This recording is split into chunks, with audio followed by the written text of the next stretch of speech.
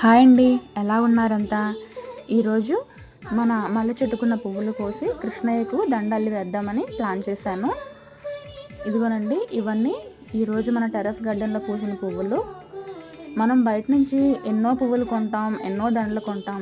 ఏది ఏమైనా కూడా మన గార్డెన్లో పూసిన కొన్ని పువ్వులైనా దండల్లి కానీ దేవుడికి కానీ పెడితే ఆ సాటిస్ఫాక్షనే వేరు కదూ. ఏమంటారు? మీకు కూడా నాలాగే